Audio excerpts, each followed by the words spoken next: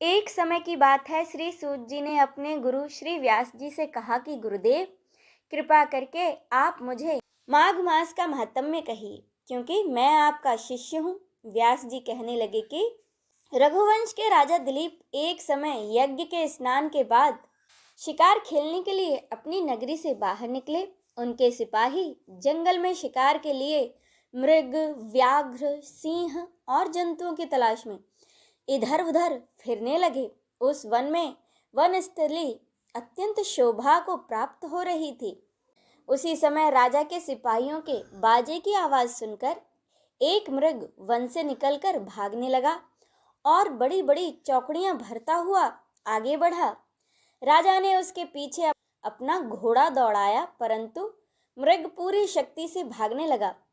फिर मृग कांटेदार वृक्षों के एक जंगल में घुसा तो राजा ने भी उसी के पीछे वन में प्रवेश किया, परंतु दूर जाकर मृग राजा की दृष्टि से ओझल होकर निकल गया। राजा अब निर्जन वन में अपने सैनिकों सहित प्यास के मारे अति दुखी हो गया। दोपहर के समय अधिक मार्ग चलने से सैनिक थक गए और घोड़े रुक गए। कुछ देर बाद राजा ने एक बड़ा भारी सुंदर सरोवर देखा, जिसके किनारों पर घने वृक्ष थे। इसका जल सज्जनों के हृदय के समान स्वच्छ और पवित्र था। सरोवर का जल लहरों से बड़ा सुंदर लगता था। जल में अनेक प्रकार के जल जंतु, मछलियां आदि बड़े ही प्यार से इधर उधर फिर रहे थे। दुष्टों के समान निर्दयी चित्त वाले मगरमच्छ भी थे। किसी किसी जगह लोभी के समान सिमाल भी पड़ी हुई थी। इस सरोवर को देखकर राजा की थकावट दूर हो गई। रात्रि को राजा ने वहीं विश्राम किया और उसके सैनिक वहां पहरा देने लगे और चारों तरफ फैल गए। रात के अंतिम समय में शूकरों के एक झुंड ने आकर सरोवर में पानी पिया और कमल के झुंड के पास आया। तब शिकारियों ने सावधान होकर शूकरों पर आक्रमण किया और उनको मारकर पृथ्वी पर गिरा दिया। उस समय सब शिकारी कोलाहल करते हुए बड़ी प्रसन्नता के साथ राजा के पास गए और राजा प्रभात हुआ देखकर उनके साथ ही अपनी नगरी की तरफ चल पड़ा। जिसका शरीर तपस्या और नियमों के कारण बिल्कुल सूख गया था, जो मृग छाला और वल्कल पहने हुए था और नख, रोम तथा केश धारण किए हुए था। राजा ने ऐसे घोर तपस्वी को देखकर बड़े आश्चर्य से उसको प्रणाम किया और हाथों को जोड़कर खड़ा हो गया। तपस्वी ने राजा से कहा कि राजन, इस पुण्य शुभ माघ में इस सरोवर को छोड़कर तुम यहाँ से क्यों जाने की इच्छा करते हो? तब राजा कहने लगा कि महात्मन, मैं तो माघ मास में स्नान के फल को कुछ भी नहीं जानता। कृपा करके आप विस्तार पूर्वक मुझे बताइए। इसी के साथ यह पहला अध्याय संपूर्ण होता है। जय श्री कृष्ण। अब सुने दूसरा अध्याय। राजा के ऐसे वचन सुनकर तपस्वी कहने लगा कि हे राजन, भगवान सूर्य शीघ्र उदय होने वाले हैं, इसीलिए यह समय हमारे स्नान का है, कथा का नहीं। सो आप स्नान करके अपने घर को जाओ और अपने गुरु श्री वशिष्ठ जी से इस महात्म्य को सुनो। इतना कहकर तपस्वी सरोवर में स्नान के लिए चले गए और राजा भी विधि पूर्वक सरोवर में स्नान करके अपने राज्य को लौटा और रानीवास में जाकर तपस्वी की सब कथा रानी को सुनाई। तब सूत जी कहने लगे कि महाराज, राजा ने अपने गुरु वशिष्ठ जी से क्या प्रश्न किया और उन्होंने क्या उत्तर दिया, सो कहिए। व्यास जी कहने लगे कि हे सूत जी, राजा दिलीप ने रात्रि को सुख से सोकर प्रातः समय ही अपने गुरु वशिष्ठ के पास जाकर उनके चरणों को छूकर प्रणाम करके तपस्वी के बताए हुए प्रश्नों को अति विनम्रता से पूछा कि गुरुजी, आपने आचार, दंड, नीति, राज्य, धर्म तथा चारों वर्णों के चारों आश्रमों की क्रियाओं, दान और उनके विधान, यज्ञ और उनकी विधियां, व्रत, उनकी प्रतिष्ठा तथा भगवान विष्णु की आराधना अनेक प्रकार से तथा विस्तार पूर्वक मुझको बतलाई हैं। अब मैं आपसे माघ मास के स्नान के महात्म्य को सुनना चाहता हूँ। सो हे तपोधन, नियम पूर्वक इसकी विधि बताइए। गुरु वशिष्ठ कहने लगे कि राजन, तुमने दोनों लोकों के कल्याणकारी, वनवासी तथा गृहस्थियों के अंतःकरण को पवित्र करने वाले माघ मास के स्नान का बहुत सुंदर प्रश्न पूछा है। मकर राशि में सूर्य के आने पर माघ मास में स्नान का फल गौ, भूमि, तिल, वस्त्र, स्वर्ण, अन्न, घोड़ा आदि दानों तथा चंद्रयान और ब्रह्मा कूर्च व्रत आदि से भी अधिक होता है। वैशाख तथा कार्तिक में जप, दान, तप और यज्ञ बहुत फल देने वाले हैं, परंतु माघ मास में इनका फल बहुत ही अधिक होता है। माघ मास में स्नान करने वाला पुरुष राजा और मुक्ति के मार्ग को जानने वाला होता है।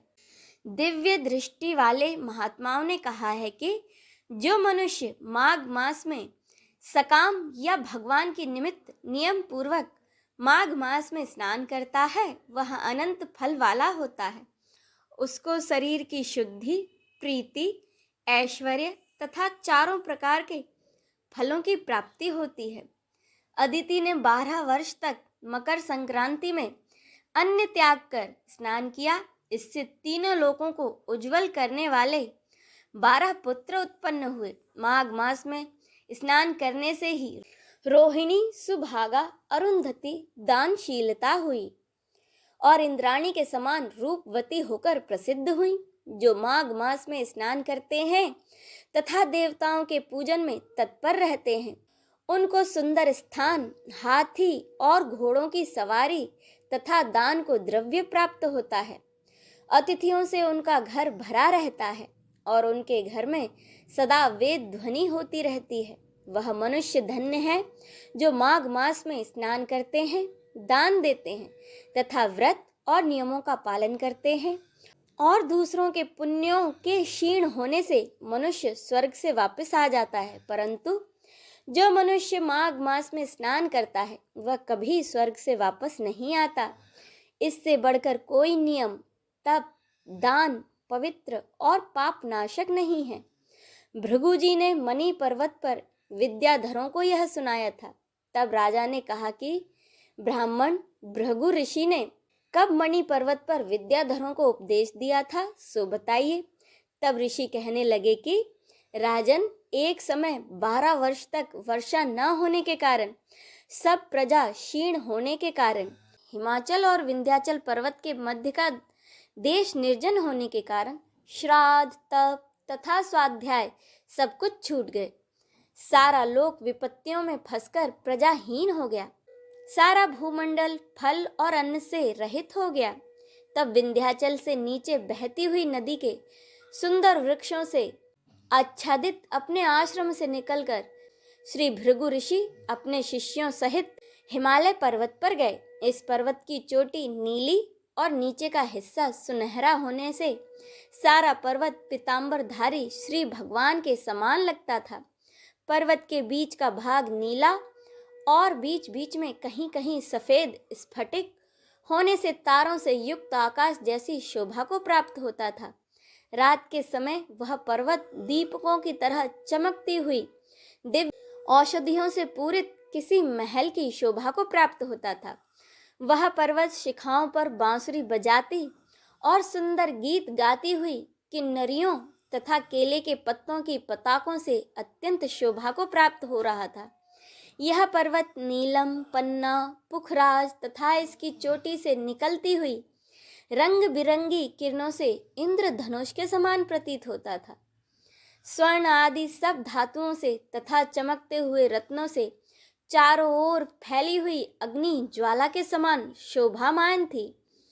इसकी कंदराओं में काम पीड़ित विद्याधरी अपने पतियों के साथ आकर रमण करती हैं और गुफाओं में ऐसे ऋषि मुनि जिन्होंने संसार के सब क्लेशों को जीत लिया है, रात दिन ब्रह्म का ध्यान करते हैं और कई एक हाथ में रुद्राक्ष की माला लिए हुए भगवान शिव की आराधना में लगे हुए हैं। पर्वत के नीचे भागों में जंगली हाथी अपने बच्चों के साथ खेल रहे हैं तथा कस्तूरी वाले रंग बिरंगे मृगों के झुंड इधर उधर भाग रहे हैं। यह पर्वत सदा राजहंस तथा मोरों से भरा रहता है। इसी कारण इसको हेम कुंड कहते हैं। यहाँ पर सदैव ही देवता और अप्सरा निवास करते हैं। इसी के साथ यह दूसरा अध्याय भी संपूर्ण होता है। अब इससे आगे की कथा का रसपान हम अगले अध्याय में करेंगे। जय श्री कृष्ण।